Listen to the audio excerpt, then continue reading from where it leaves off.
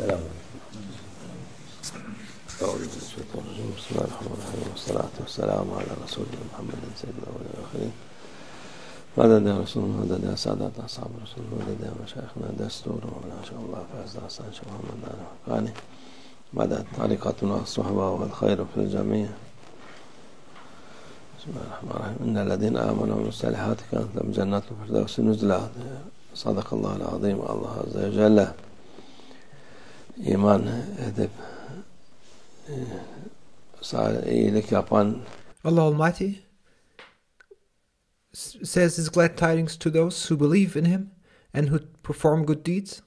insanlar onlar cennetlere mukim olur. Onlar cennetlerin sakinleri olur.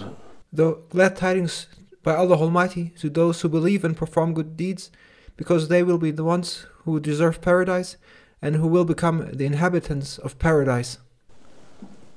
Ve bu dünyada iyilik yapan, iyi Allah'a inanan, ibadetini yapan insan ahirette saadet sonsuz ilelebet.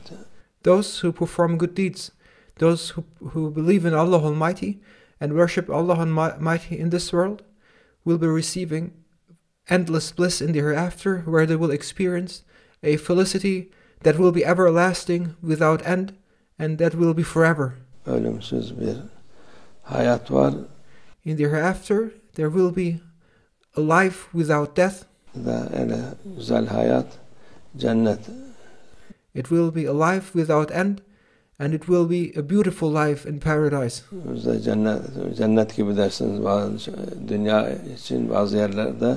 Sometimes you experience something beautiful in this world, you see a beautiful place, and you say in this world that it looks like paradise. Bu cennet gibi güzel der. And you say, oh, this is as beautiful as paradise. Cennet sırf güzellik değil. But paradise is not only about a beautiful appearance, it is far more. İçinde huzur var. In paradise you will find peace. Sıkıntı yok. In paradise there is no stress. Kavga yok. In paradise there are no disputes or arguments. Kıyamet yok. Yani artık kıyamet bitti zaten cennete girdikten sonra. In paradise there is no doomsday. When doomsday ends, paradise begins. Kıyamet bir defa olmuş olur. O kıyameti rahat geçiren insan cennetlerde üzüntüsüz, kaygısız. The day of judgment will happen once. Doomsday will happen once, and those who successfully pass the day of judgment, they will enter paradise, where they will find peace, and where there will be no concerns for them any longer. Maaş kaygısı yok, çok vergi kaygısı yok. In paradise, people will no longer be concerned about how to make a living, how to earn their wages, or they will have no longer any concerns about their taxes. Kıskançlık yok. And in paradise, people will no longer envy each other. Sana zulüm yok. In paradise, there is no oppression. Güzellikten başka bir şey yok. İyilikten bir şey başka yok. In paradise, there is nothing but beauty and goodness. Cennette. That is how paradise is going to be.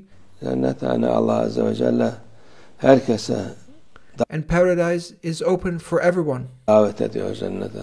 Vallahi ya da öyle Darüsselam diyor. Sadakallahu azim. Allah Azze ve Celle herkesi cennete çağırıyor. And Allah Almighty calls upon everyone and invites everyone to enter paradise. Ama çok az insan bu davete icabet ediyor. But there are only a few people who respond to that invitation of Allah Almighty, who invites everyone to paradise. İcabet ediyor. Allah Azze ve Celle'nin cenneti geniştir. Allah Almighty's paradise is vast, wide, it is spacious. Fazla insan girdi diye şey yapmaz. It is not too small, and there is no limitation in terms of how many people can enter it. Cennete fazla oldu diye dışarı bırakmazlar. There's always more space in paradise than there are people, and nobody will be sent away because there's no space, and nobody will be rejected at the entrance of paradise because there's no space. There's space and a place for everyone in paradise. Diyor Peygamber sallallahu aleyhi ve sellem, cehennemden en son çıkan insan. Our beloved Prophet, peace and blessings be upon him, described how spacious paradise is, and he said that when the last one leaves hellfire after having served his sentence in hell, Artık ilelebet olmayan, Müslüman olan, Allah'a inanan, because a Muslim, even though he may first need to go to hell in order to serve his sentence and to undergo his punishment, but he will not be in hell forever. Cehennemde ilelebet değil de onun cezasını çektikten sonra çıkar. Those who believe in Allah Almighty, those who are Muslims, will not stay in hell forever. They may need to be punished for their wrongdoings for a certain time. En son çıkan insan, but after some time they will leave hell, and then they will go to paradise. Şey yaptıktan cennete gelir, bakar, diyor Peygamberimiz sallallahu aleyhi ve sellem. And when that last person who served his sentence is now allowed to go to paradise, he will leave hell and he will go to paradise, and in front of paradise.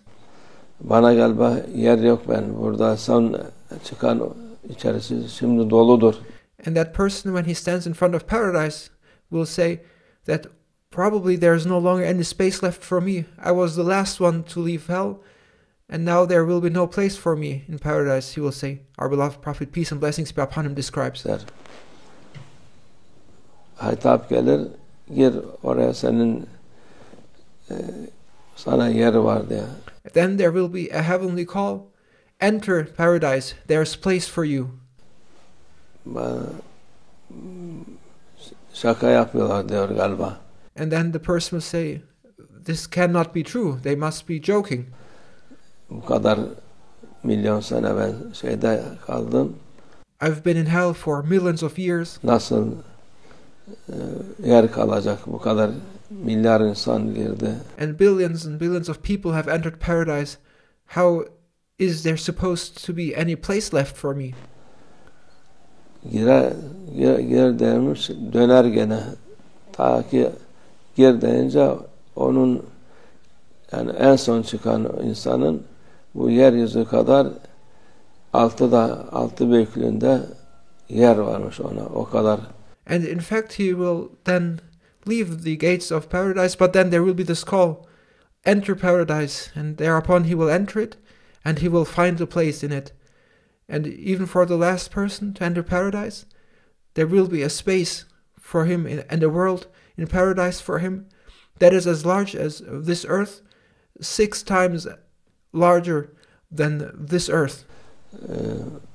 Allah Azze ve Celle'nin cenneti büyüktür. Herkese yeter. The paradise of Allah Almighty is spacious, it is vast, and there's place and a space for everyone there. Artar bile. Onun için and there's more space than people could actually enter it. Allah Azze ve Celle'nin hitabına, davetine icabet edelim inşallah. Therefore, may Allah Almighty make us to belong to those who follow the call and respond to the invitation of Allah Almighty, who invites us to enter paradise, and may we belong to those who enter paradise based on this call. Allah bizi muhakkak affeder. He Almighty Allah is the one who forgives sins. Onun yani şüphe yok, Allah'a şükür. Let there be no doubt about Allah Almighty's mercy, and that He is the forgiving one who will forgive. And we are thankful that we don't have any doubts about Allah Almighty's mercy. İnşallah hep beraber cennete oluruz. Peygamber Efendimiz'e civarında oluruz. By the permission of Allah Almighty, may we be in paradise all together with our beloved ones, and may we be near to our beloved Prophet, peace and blessings be upon him in paradise. Meşayihlerle beraber oluruz.